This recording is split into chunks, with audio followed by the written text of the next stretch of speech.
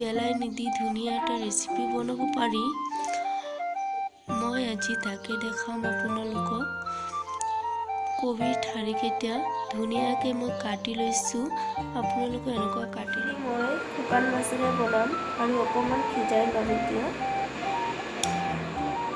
শুকান মাছকেইটা মই ধুনীয়াকৈ ধুই ল'ম। গৰম পানীৰে ধুই লৈছোঁ।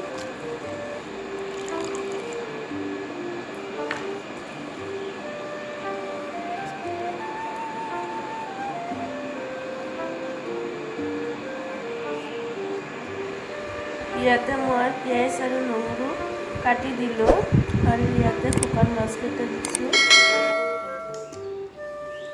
এতিয়া ইয়াতে দি দিম আধা চামুচ হালধি গুড়ি, 1 চামুচ জলকীয়া গুড়ি আৰু আধা চামুচ জিৰা গুড়ি আৰু সোৱাদ অনুসৰি নিমখ দি দিম। ইফালে কেৰাহীখন বহাই দিছোঁ।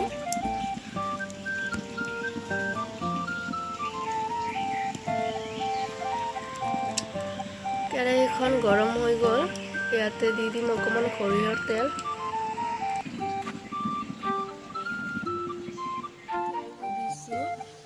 তেল গৰম হৈ গ'ল।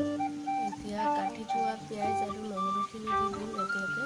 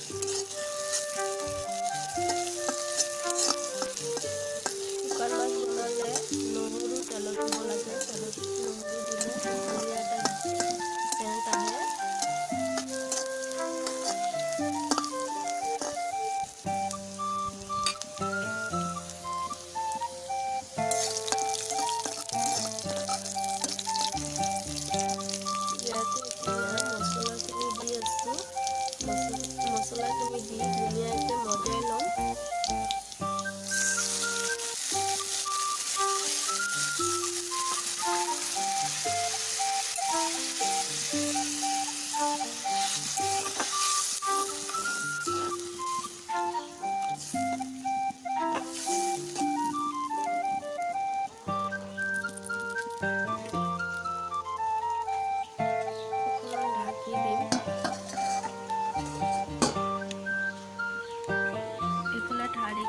অকণমান সিজাই ল'লোঁ। আপোনালোকক সিজাই ল'ব। ফ্ৰেণ্ডছ, মছলাখিনি মজোৱা হৈ গ'ল। এতিয়া দি আছোঁ ঠাৰিকেইডাল।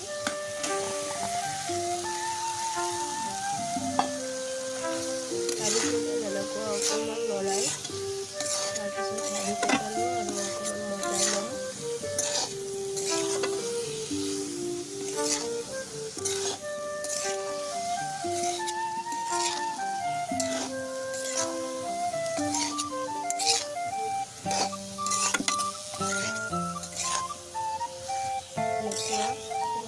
মছলা একেলগে ঠাৰিকেইডালৰ লগত মজাই ল'ম।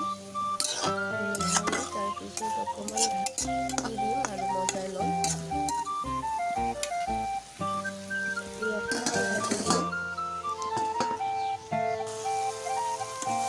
ঢাকনটো খুলি দিলোঁ আৰু অকণমান লৰাই ল'ম।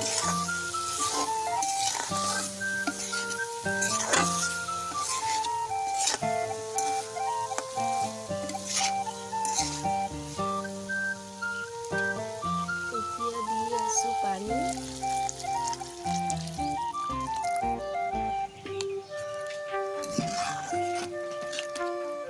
এনেকুৱা লৰাই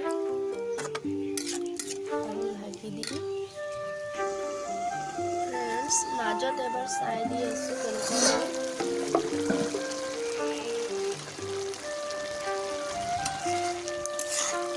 ৰেচিপিটো হৈ অকণমান হ'ব।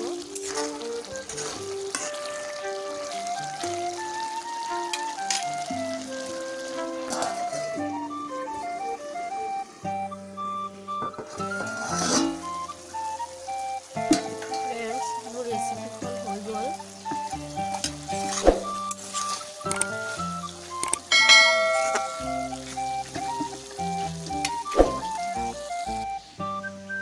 কেনেকুৱা লাগিল মোৰ ৰেচিপিটো কমেণ্টছ কৰি জনাই দিব। আৰু যদি ভাল লাগে তেতিয়া লাইক, কমেণ্ট, শ্বেয়াৰ কৰিব। আৰু যিসকল বন্ধু আমাৰ চেনেলত নতুন হয় প্লিজ ছাবস্ক্ৰাইব কৰিব আৰু পিছত থকা বেল আইকনটো বজাই দিব।